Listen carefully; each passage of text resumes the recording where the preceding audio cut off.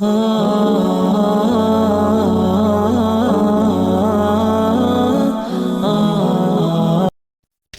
اللہ الرحمن الرحیم۔ تاریخ میں ایسی گنہگار عورتیں گزری ہیں جن کے بارے میں اللہ پاک نے اپنی کتاب قرآن مجید میں ذکر کیا ہے۔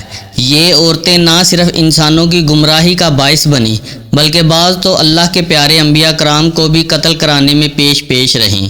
نمبر 1، حضرت لوط علیہ السلام کی بیوی۔ اردن اور اسرائیلی سرحدوں پر جہاں آج ڈیڈ سی نمکین پانی کی جھیل موجود ہے، نمک سے بھری اس جھیل میں آج زندگی کا کوئی نام و نشان نہیں، تاہم آج سے ہزاروں سال پہلے یہ انتہائی زرخیز علاقہ تھا جہاں سدوم اور عمورہ نامی شہر آباد تھے۔ یہی وہ قوم تھی جس پر اللہ نے حضرت لوط علیہ السلام کو نبی بنا کر بھیجا۔ اس قوم کا گناہ بہت بڑا تھا، ایسا گناہ اس سے پہلے کسی قوم نے نہ کیا تھا۔ اس قوم کے مرد مردوں کے ساتھ اور عورتیں عورتوں کے ساتھ بدکاری کرتی تھی۔ حضرت لوط علیہ السلام کی بیوی جس کا نام وائلہ تھا، وہ بظاہر حضرت لوط علیہ السلام کی بیوی تھی، لیکن وہ اندر سے کافروں کے ساتھ ملی ہوئی تھی۔ وہ اپنی قوم کا ساتھ دیتی تھی۔ اس بیوی کے لیے اور کیا بدنصیبی ہوگی کہ یہ عورت ساری زندگی ایک نبی کے ساتھ رہتے ہوئے بھی اللہ کے حکم کی نافرمان رہی۔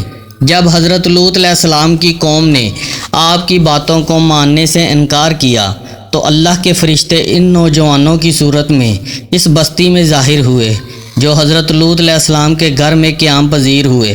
حضرت لوط علیہ السلام کی بیوی جو اپنی قوم سدوم کے ساتھ ملی ہوئی تھی، اس نے جا کے اپنی قوم کو بتا دیا کہ نوجوان ہمارے گھر ٹھہرے ہیں۔ ان لوگوں نے حضرت لوط علیہ السلام کے گھر کو چاروں طرف سے گھیر لیا۔ اس پر فرشتوں نے حضرت لوط علیہ السلام کو ان کی قوم پر عذاب لانے کی خبر سے آگاہ کیا۔ آپ علیہ السلام کو حکم دیا کہ آپ اپنے گھر والوں کو لے کر یہاں سے نکل جائیے۔ حضرت لوط علیہ السلام ابھی راستے میں ہی تھے کہ ان لوگوں پر اللہ کی طرف سے پتھروں کی بارش ہونا شروع ہو گئی۔ آپ علیہ السلام کی بیوی جو اپنی قوم کا ساتھ دیتی تھی، وہ بھی اپنی قوم کے ساتھ ہی پتھروں کی بارش میں ماری گئی۔ سدوم کے پہاڑوں میں آج بھی وائلہ کی آبادی موجود ہے۔ حضرت لوط علیہ السلام کی بیوی کا تذکرہ قرآن پاک کے علاوہ بائبل میں بھی موجود ہے۔ نمبر 2، حضرت نوح علیہ السلام کی بیوی۔ قوم نوح شرک جیسے گناہوں میں مبتلا تھی۔ اس قوم کے لوگوں نے اپنے سرداروں اور بڑے لوگوں کے بت بنا لیے، ان کی عبادت اور پوجا شروع کر دی۔ اللہ تعالیٰ نے حضرت نوح علیہ السلام کو اس قوم پر مبعوث فرمایا۔ یہ قوم اتنی ظالم اور نافرمان تھی کہ وہ اپنے نبی حضرت نوح علیہ السلام کے گھر میں داخل ہو کر آپ علیہ السلام پر ظلم کرتے اور آپ کو بے یار و مددگار چھوڑ جاتے۔ حضرت نوح علیہ السلام کو مجلسوں سے نکال دیا جاتا اور آپ کی بیوی بھی ان کافروں سے ملی ہوئی تھی۔ مفسرین حضرت نوح علیہ السلام کی بیوی کا نام وائلہ یا وادیہ بیان کرتے ہیں۔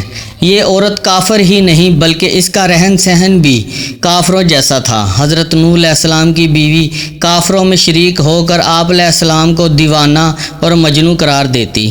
یہ عورت بتوں کی بڑی تعریف کرتی تھی۔ جب کوئی بندہ بتوں کو چھوڑ کر ایک خدا کی طرف مائل ہوتا تو یہ عورت اپنی قوم پہ جا کر اس آدمی کا نام بتا دیتی، جس سے قوم نوح کے لوگ اس بندے کو مارتے اور پیٹتے۔ اس طرح سے وہ بندہ بھی ڈر اور خوف کے مارے بتوں کی پوجا کرنے پر دوبارہ آمادہ ہو جاتا۔ وائلہ نامی اس عورت نے حضرت نوح علیہ السلام کے ایک بیٹے یام کو بھی کفر میں مبتلا کر رکھا تھا، لہٰذا آپ کا یہ بیٹا بھی ماں کی طرح کافروں سے مل کر آپ علیہ السلام کی مخالفت کرتا تھا۔ اللہ تعالیٰ نے اس عورت کی بدبختی قرآن پاک میں بیان کی ہے اور اس کی تفسیر احوال بائبل میں بھی درج ہے۔ جب اللہ پاک نے حضرت نوح علیہ السلام کی قوم پر سیلاب کا عذاب نازل کیا تو آپ علیہ السلام کی بیوی اور نافرمان بیٹا بھی اپنی قوم کے ساتھ برباد ہو گئے۔ نمبر 3، دلائلہ۔ دلائلہ وہ عورت ہے جس کا نام کئی صدیوں سے بے وفائی اور دغا بازی میں بہت مشہور رہا ہے۔ دلائلہ کا ذکر قرآن پاک اور بائبل میں پڑھنے کو ملتا ہے۔ واقعہ کچھ یوں ہے کہ حضرت موسیٰ علیہ السلام کی وفات کے بعد بنی اسرائیل کی قوم عمالقہ کی محکوم بن چکی تھی، تو اللہ پاک نے اس قوم میں بہت ہی طاقتور لڑکوں کو پیدا کیا جس کا نام سمسون تھا۔ سمسون اس قدر طاقتور تھا کہ وہ اکیلا ہی 1000 بندوں کا مقابلہ کر لیتا تھا۔ قوم بنی اسرائیل نے اس بندے کی صلاحیتوں اور بہادری دیکھتے ہوئے سمسون کو اپنے قاضی کے عہدے پر فائز کر دیا اور سمسون کی طاقت کے ذریعے قوم عمالقہ پر فتح حاصل کرنے کی کوشش میں لگ گئے۔ دوسری طرف قوم عمالقہ سمسون کی طاقت کا راز جاننا چاہتی تھی، اس لیے انہوں نے اپنی قوم کی ایک لڑکی جس کا نام دلائلہ تھا، اس کو سمسون کی بہادری اور اس کی صلاحیتوں کا راز دریافت کرنے کے لیے سمسون کے پاس بھیجا۔ سمسون اس لڑکی کو دیکھ کر پاگل ہو گیا اور اس کی محبت میں دیوانہ ہو گیا۔ اس نے اس لڑکی کو اپنی صلاحیتوں کا راز بتا دیا۔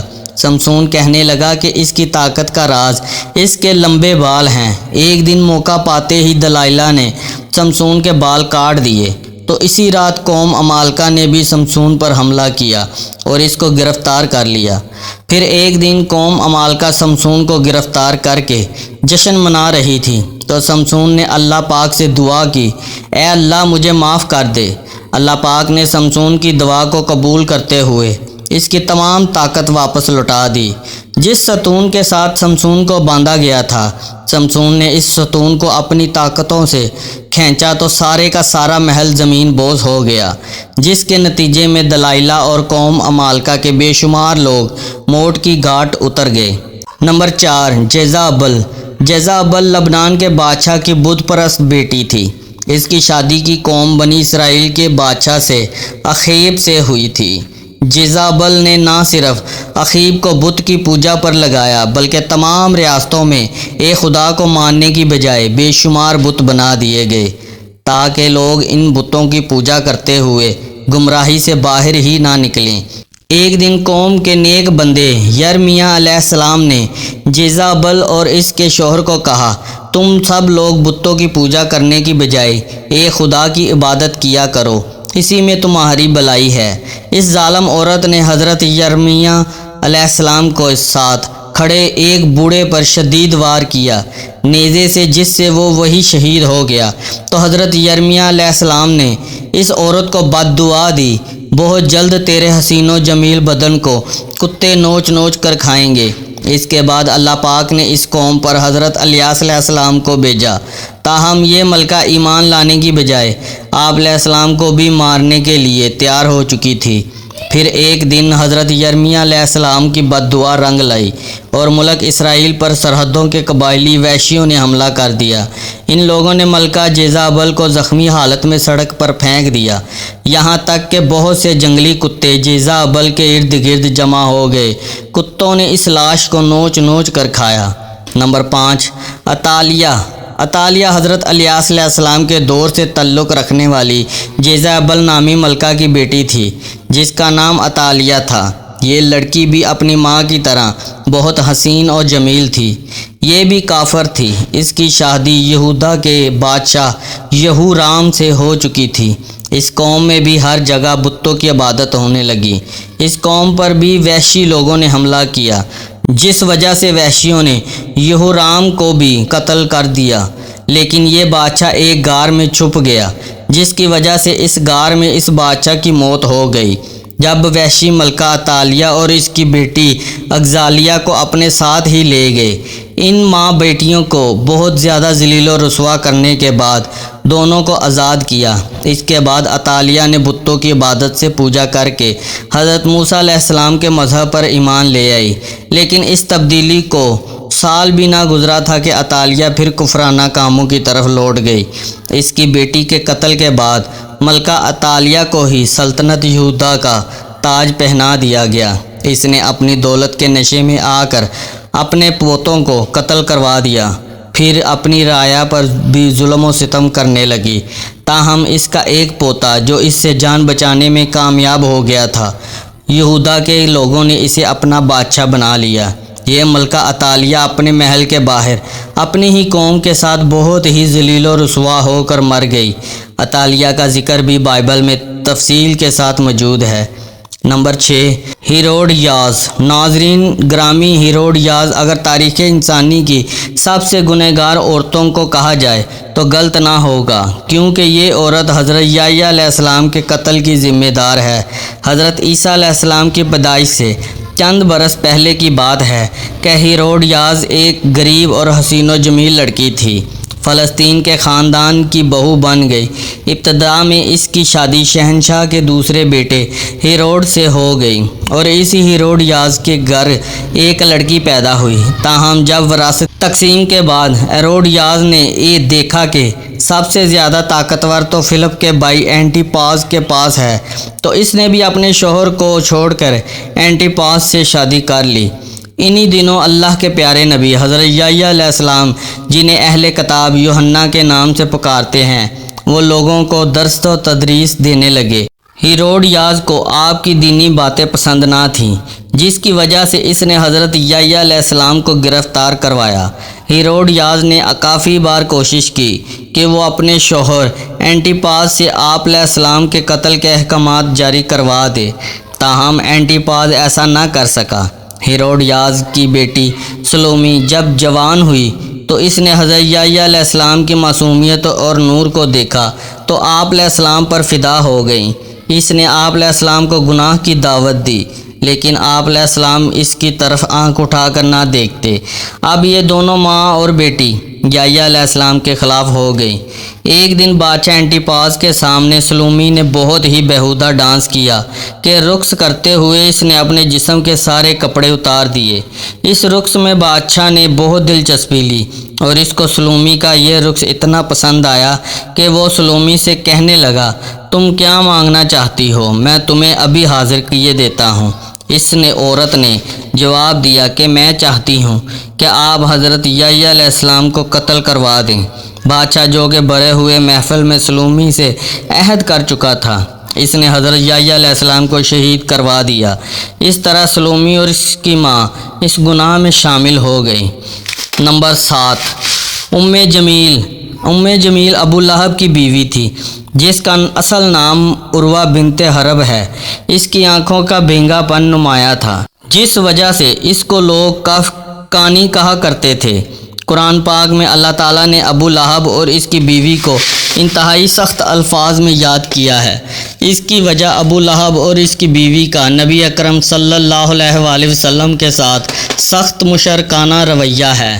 یہ دونوں میاں اور بیوی آپ صلی اللہ علیہ وآلہ وسلم کو تکالیف اور اذیت پہنچانے کا کوئی بھی موقع ہاتھ سے نہ جانے دیتے تھے۔ روایت کے مطابق ام جمیل نبی کریم کی راہ میں کانٹے بچھایا کرتی تھی۔ جب سورۃ لہب نازل ہوئی تو ابو لہب کی بیوی غصے سے بے قابو ہوئی اور بہت ہی بڑا پتھر اٹھا کر مکہ میں رسول کریم صلی اللہ علیہ وآلہ وسلم کی تلاش میں نکل پڑی۔